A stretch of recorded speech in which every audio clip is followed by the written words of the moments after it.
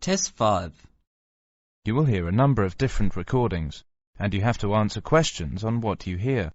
There'll be time for you to read instructions and questions. And you have a chance to check your work. All the recordings will be played only once. The test is in 4 sections. At the end of the test, you will be given 10 minutes to transfer your answers to an answer sheet. Now turn to Section 1. Section 1. You will hear a conversation. First, you have some time to look at questions 1 to 7.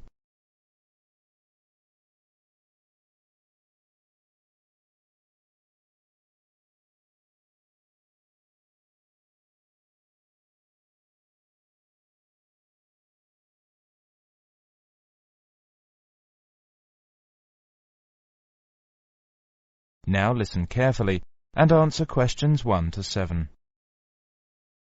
Hi, Barbara. What will you do this weekend? Well, I'd like to do some shopping, but I have no idea where to go.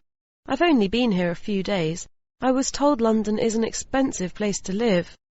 Yes, but that's not completely true. London can be an expensive place to live, but if you shop in the right places, you can live relatively cheaply. Is that true? Could you tell me something about the shops? All right.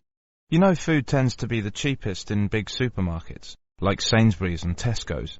Most of them have quite a good variety of food and household items. You can buy your fruit and vegetables on the street. You will find these street markets in almost every part of London. You can also buy clothes, shoes and household items in these markets for a real bargain. Have you got a market list provided by the Student Union? Yes, here you are. This might give you some ideas. Let me see. East Street SE17. This market sells cheap food, clothes and hardware. It's open from 8 a.m. to 5 p.m. Yes, but how can I get there? You can take the underground. We call it Tube. You see, there is a tube station on the list. Let me see. Yes, it's Castle Station. Right. You can get off at the castle. Good. Look at Leather Lane WC1. Yes, that's a good central London market for clothes, food and hardware. It's open at lunchtimes from Monday to Friday. It's near Chancery Lane Station. Well, what about the one in Petticoat Lane? Oh, Petticoat Lane, E1. It sells clothes, shoes and household goods. It opens only on Sunday mornings from 9 a.m. to 12 at noon. Yes, we can get off at Aldgate Station. What about the one in Walthamstow, E17? Oh, that's a big market for clothes and food. It's open from 9 a.m. to 4 p.m. on Mondays to Saturdays, except Wednesdays and Sundays. Let me see. Yes, we can get there on the Central Line. What about Brixton? That's Brixton SW9. It's an indoor and outdoor market with a lively atmosphere. It sells vegetables from all over the world. It opens from 9 a.m. to 6 p.m. on Mondays to Sundays and half day on Wednesdays. Oh, it's close to Brixton Station. Very near my place. Great. It's very convenient. Tell me more details about Camden Lock. Yes, there are several markets on Camden High Street and plenty of shops. They sell fashion clothes, jewellery, recorders and pottery. The most famous one is Camden High Street, NW1. It's good for buying presents. Very close to Chalk Farm and Camden Town Station. I see. It says it opens on Sundays, only from 8 a.m. to 5 p.m. Well, I think these markets might help to keep my costs down. Well, if you need to buy new electrical goods or large household items, you can wait until the January sales when all shops sell goods at discounted prices. Thank you so much for your help, Tom. Should we go to Brixton together this weekend? I'd love to. Oh, I'm afraid I've got to go to a lecture. I'll ring you tonight. Before you hear the rest of the conversation, you have some time to look at questions 8 to 10.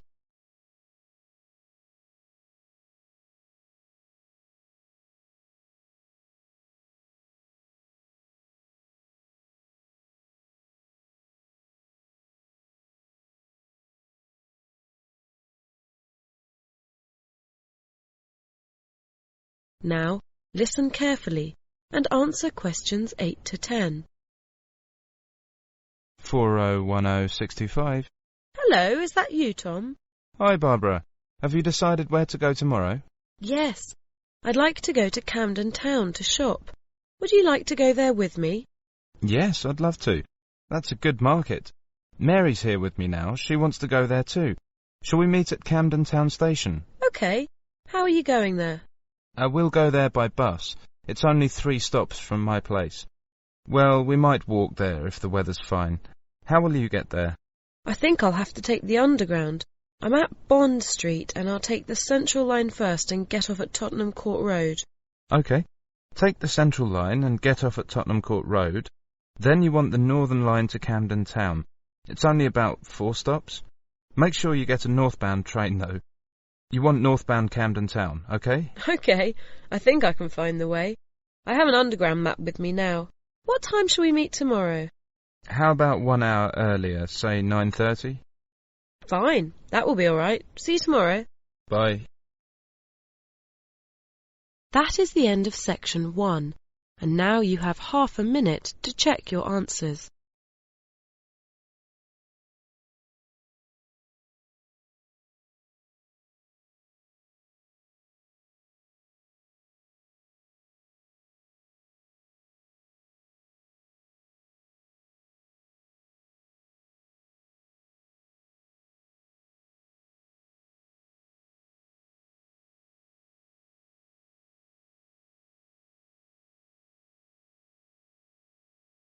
Now turn to section 2. Section 2. You will hear a radio program. First, you have some time to look at questions 11 to 16.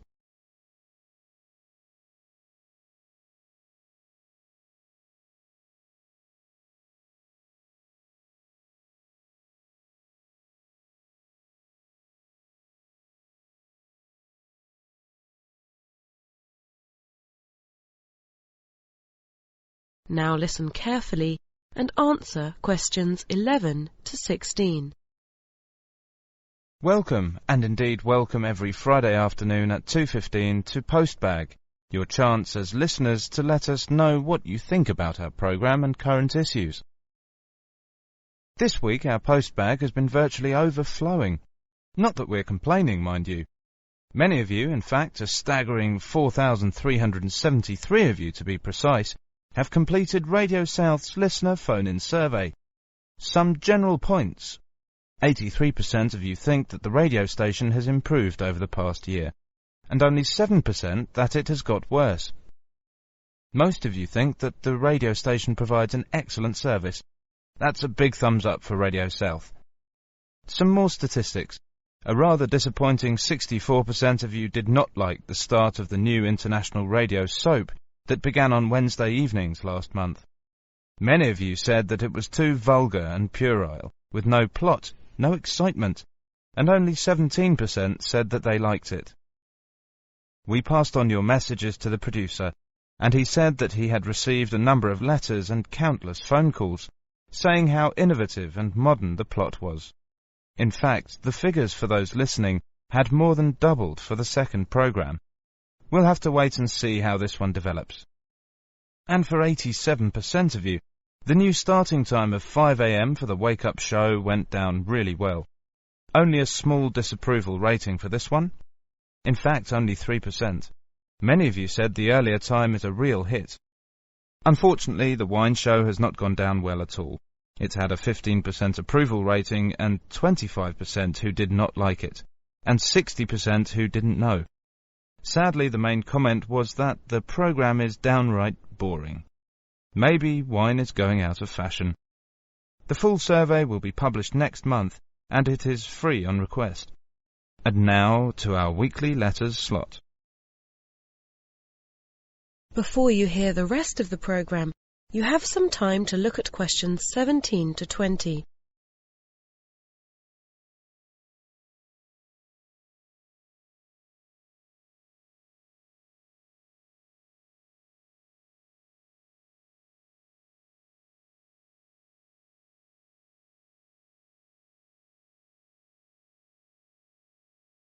Now listen carefully and answer questions 17 to 20.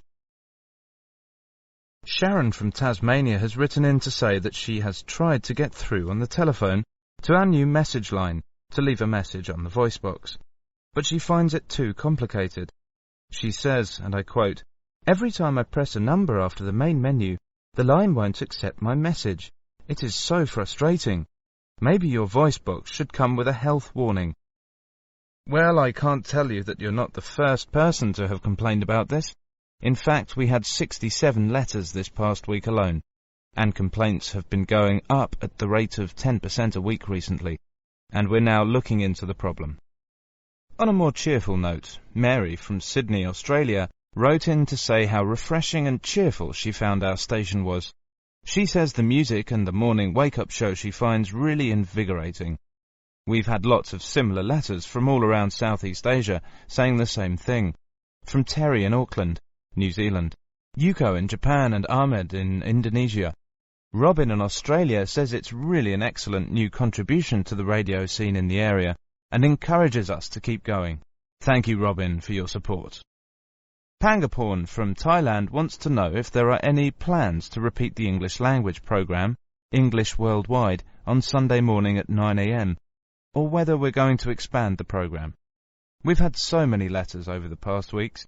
The number of people tuning in has grown tenfold. There are no plans at the moment to increase the 2-hour slot on Friday morning, but if numbers keep increasing at the rate they are, we may have to. Many of you have asked when we are becoming a 24-hour service. The answer is as soon as we can. We now broadcast 19 hours a day and hope to be on air 24 hours a day within the next 6 months. And now it's over to Marco, who's going to look at the latest cinema and video releases. That is the end of section 2. You now have half a minute to check your answers.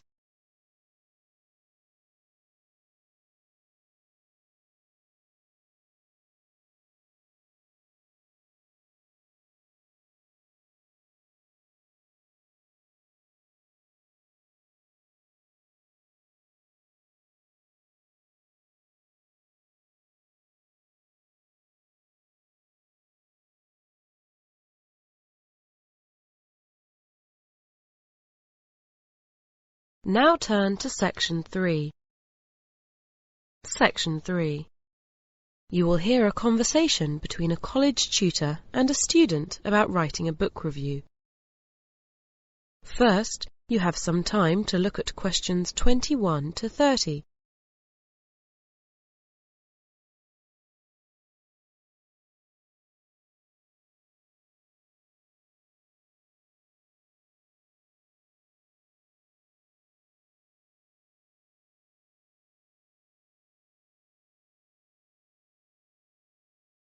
Now, listen carefully and answer questions 21 to 30.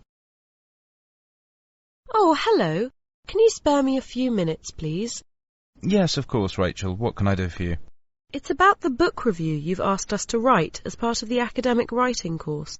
You said we should ask if we didn't know how to set about it. Okay. Well, sit down and let's talk about it. I presume you've chosen the book you want to write about? Yes. Good. Then have a look at this outline. If we talk it through and you make notes on it, it'll help you to structure your review. Right, first of all, what's the name of the book? The Human Mind. Ah, yes, by Robert Winston. It was tied in with a very good television series, wasn't it? So you should start your review with the title and author. The next question is, what character would you put it in? For example, fiction, history, math. Well, I suppose it's science. Can you limit the field a little? How about popular science? Yes, I think that's more helpful. Then I suppose the subject area is the brain. Okay, and it's important to mention the intended readership, because you can't judge how effective a book is without considering who it's meant for.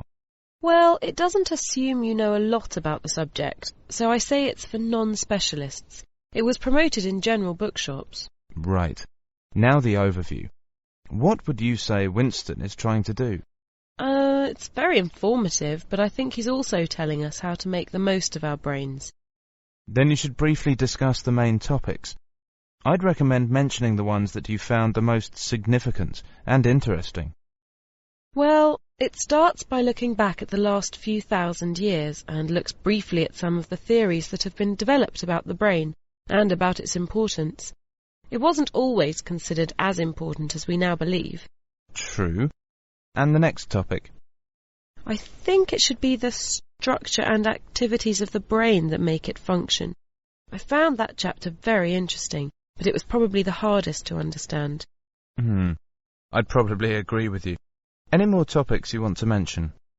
Oh, it covers so much, like the emotions, memory, but I think the role of the brain in creating personality should be mentioned, because I think that's an important aspect of the book. And then there's advice on how we can use our brains to boost our intelligence. I've already started acting on some of the suggestions. Good luck. Now let's look at the next section of your review, where you should analyse and evaluate the book. This is the main section where you give your own opinions. This first point is really a question of whether we should take the writer seriously. A musician may be qualified to write about music, but it is not necessary to write about the brain, for instance. Winston is a professor at the University of London, and he's done a lot of research in various medical fields, so he's very well qualified to write about this subject. What would you say are the strengths of the book? It's a complex subject, but he makes it as accessible as it can be for the general reader. That's partly because he illustrates his points with a lot of stories, both about well-known people, like Einstein, and from his own life. Okay. Are there any other strengths you want to add? I was glad he included a word list to explain the meanings of medical terms, and I didn't find any weaknesses. Right. Then that brings us to the conclusion. How would you sum up your overall response to the book? Well, I found it fascinating. I think Winston is quite ambitious in the goal he's set himself, but he's succeeded in reaching it. Well, there you are. You've got the skeleton of your review. Keep that in front of you while you're reading it up, and it should be fine. Thank you very much. You're welcome. That is the end of section 3. You now have half a minute to check your answers.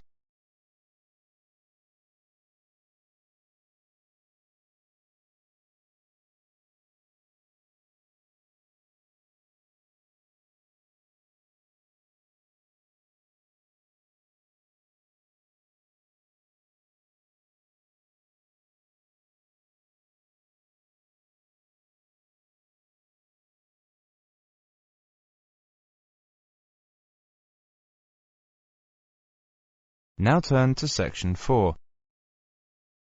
Section 4. You will hear a lecture on the Clifton Suspension Bridge. First, you have some time to look at questions 31 to 33.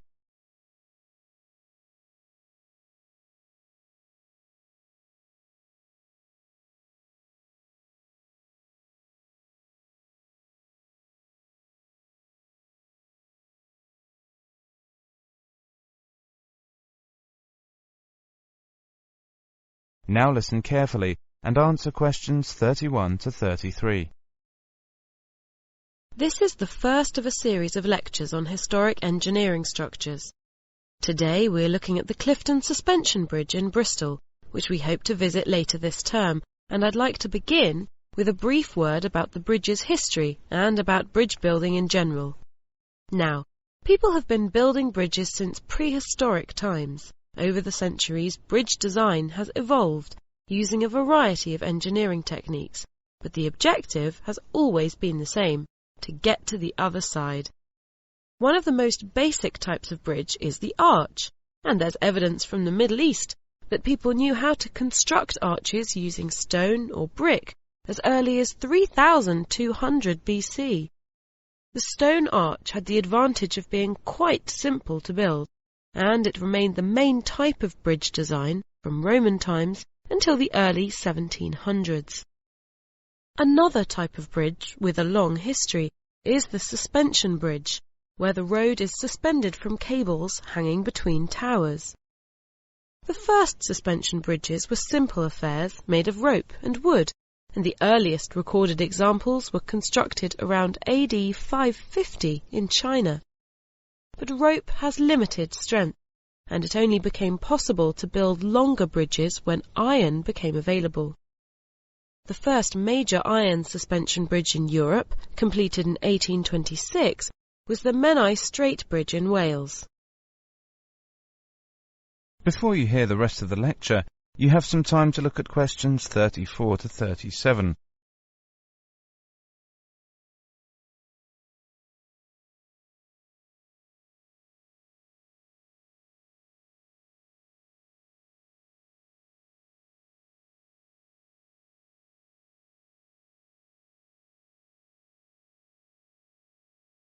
Now listen carefully and answer questions 34 to 37. The story of the Clifton Suspension Bridge in Bristol began just 3 years later, in 1829. At that time, the city authorities wanted to build a bridge over the River Avon. In order to choose the best design, they organised a competition, and the winner, announced in 1831, was an engineer by the name of Isambard Kingdom Brunel. Work began the same year, but was almost immediately interrupted when serious riots broke out in the city. As a result, investors lost confidence, and work stopped until 1836. The 2 supporting piers had been completed by 1843, but unfortunately at this point the money ran out, and work on the bridge came to a halt for a second time. Then, in 1851, all the ironwork for the bridge was sold off in order to pay back the creditors, and the project seemed to have reached an end. However, in 1860, there was a stroke of luck when a suspension bridge in London was demolished. That bridge had chains which were almost the same as the ones designed for Clifton, and these chains were available to buy. Events moved quickly after that. Money was raised, and work went ahead again in 1862. The bridge was finally completed amid great celebration 2 years later, in 1864. Before you hear the rest of the lecture, you have some time to look at questions 38 to 40.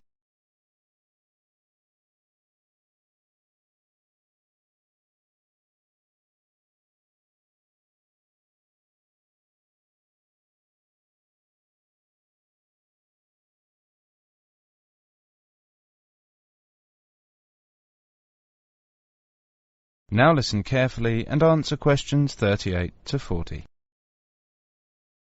We'll be examining some of the design features in more detail in the second half of this talk, but just as a footnote to this section, it's worth looking ahead to the future and a couple of proposals for super bridges linking not only riverbanks or even countries, but continents.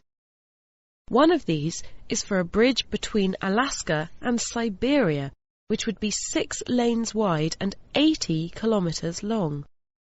The water of the Bering Sea beneath is only about 50 meters deep, but the biggest challenge is the extreme cold of the location. This would restrict construction to 5 months a year and also close the road during winter. There's a different obstacle facing a second proposal, a bridge linking Europe and Africa across the Straits of Gibraltar, and that's the depth of water. Although it's only 28 kilometers across, the water is as deep as 1,500 meters in places. In such deep water, a bridge may not be able to support its own weight, so engineers are considering using bridge structures which have never been attempted before. A third seaway that engineers hope to cross in the near future is the Straits of Messina, between the island of Sicily and mainland Italy. Unlike the other 2 proposals, the Messina Bridge only involves one national government, and the distance is relatively short at 2.5 kilometers, so there's a good chance it will be built. In this case, it's just a matter of who will provide the cash. OK, let's take a break at this point, and then... That is the end of section 4. You now have half a minute to check your answers.